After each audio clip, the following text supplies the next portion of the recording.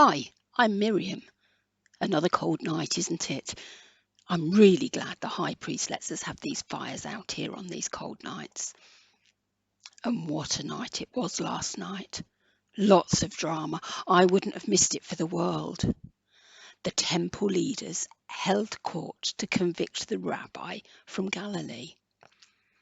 I've never seen them hold court that late at night. It was really weird.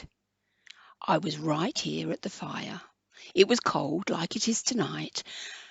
And all of a sudden, the guards and the Pharisees rushed in with the rabbi. Jesus was his name and had his hands tied.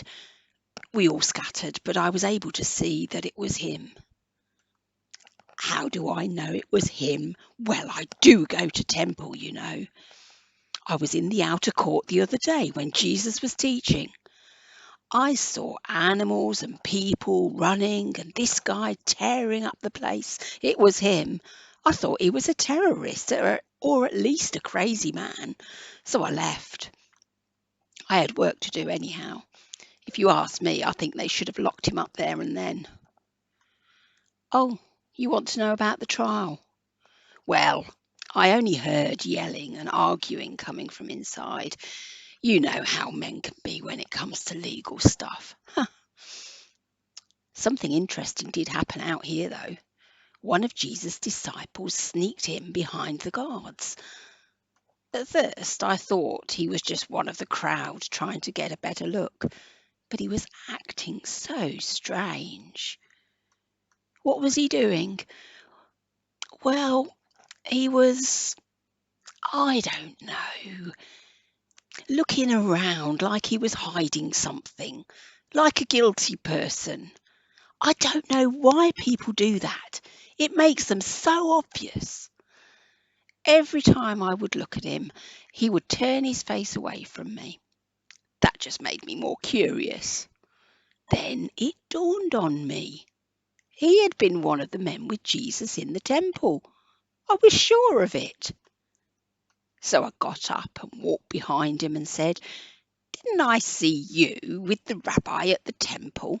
Well, he jumped up and grumbled something like, "I don't know what you're talking about," and walked over to the gate out of the firelight. I was sure it was him. I asked the others at the fire if they recognised him, and one of the other girls said yes, she had seen him with the rabbi. Well, he heard that and he came back to the fire. Well, I got scared because I thought he was going to start a fight. He was very angry and said loudly that he didn't know Jesus. Joe, one of the men servants there that night, stood up to protect us in case the man started something. Got up and confronted the man.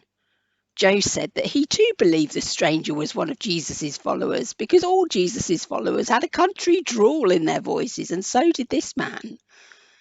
Wow, the next thing I heard was a string of profanity like I hadn't heard in a long time. He said again he didn't know him, he'd never met him, and didn't care what happened to him. And just as he finished his tirade, the rooster crowed. Now, I probably wouldn't remember this, except what happened to the stranger when he heard it. He fell back against the wall of the courtyard like he'd been kicked by a horse. Yes, he did, just like he'd been kicked. And then, to top it off, they brought Jesus out, and as they took him through the courtyard, he just stared at the stranger. At this, the man just started crying like a baby and ran out into the night. They killed that Jesus today, you know. Another would-be Messiah bites the dust. Anyway, best get on. This fire won't keep itself alight. Memories of this Jesus will turn to ashes soon enough, just like this fire.